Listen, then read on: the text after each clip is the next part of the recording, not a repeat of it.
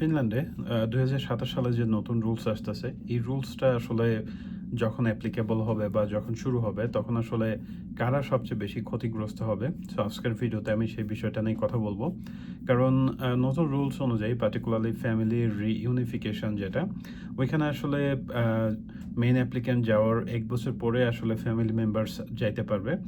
So basically এটাকে focus করেই যে এই রুল আসাতে আসলে সবচেয়ে বেশি ক্ষতিগ্রস্ত কারা হবে, সেটা নিয়ে আমি কথা বলব। সো সো নতুন রুলস আসলে বেশ কয়েকটা আসতেছে। তার মধ্যে একটা হচ্ছে যে আগামী বছর থেকে এখন যেরকম যে মেইন অ্যাপ্লিক্যান্ট তাদের ফ্যামিলি সহ আসলে ফিনল্যান্ডে মুভ করতে পারে। বাট আগামী বছর থেকে এটা থাকবে না। তখন হচ্ছে যে মেইন অ্যাপ্লিক্যান্ট যাওয়ার ১ বছর পরে হচ্ছে সে ফ্যামিলি মেম্বার্সদের জন্য রেসিডেন্স পারমিটে অ্যাপ্লিকেশন করতে পারবে। সো বেসিক্যালি এটা হওয়াতে আসলে কাদের সবচেয়ে বেশি প্রবলেম হলো আসলে?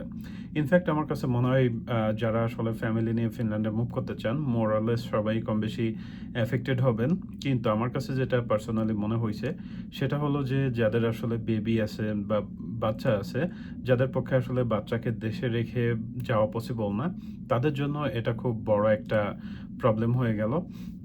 এটার রিজন হলো লেটস সে ২ টা সিনারিও। একটা হচ্ছে যে একজন কাপল যার মধ্যে মেইন অ্যাপ্লিক্যান্ট ফিনল্যান্ডে মুভ করবে বাট তার স্পাউস হচ্ছে দেশে থাকতেছে এবং তিনি হচ্ছে ১ বছর পরে ইজিলি মুভ করতে পারবেন।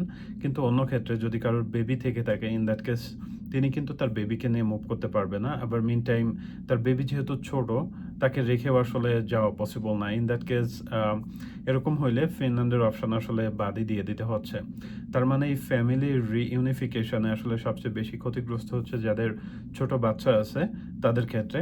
কারণ obviously বাচ্চাকে রেখে তো আসলে আর ফিনল্যান্ডে যেয়ে পড়াশোনা করা পসিবল না। কারণ বাই ডিফল্ট এটা আসলে দেখা যায় যে বাবার ক্ষেত্রে আই মিন গার্ডিয়ানের একজন যদি না থাকেন, in most of the cases যদি বাবার ক্ষেত্রে ধরি, তাহলে হচ্ছে যে দেখা যায় যে একটা বাচ্চাকে সামলানো খুবই বেশি ডিফিকাল্ট বা কোয়াইট ইম্পসিবল হয়ে যায়। ইন দ্যাট কেস মাকেই আসলে এই দায়িত্বটা নিতে হয়।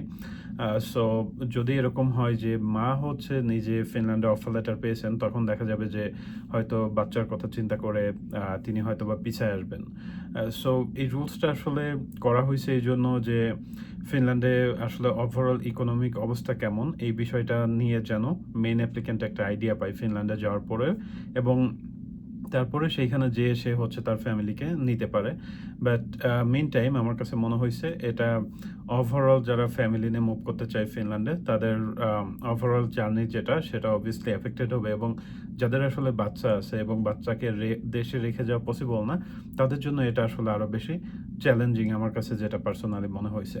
সো এই ছিল মোটামুটি আম নতুন রুলস নিয়ে কারা বেশি প্রবলেম ফেস করতে পারবে। আ সেই সেই ব্যাপারে আসলে আমার নিজের পার্সোনাল অপিনিয়ন। সো আপনাদের যদি কোনো প্রশ্ন থেকে থাকে তাহলে অবভিয়াসলি কমেন্টে জানাতে পারেন। আমি উত্তর দেওয়ার চেষ্টা করব।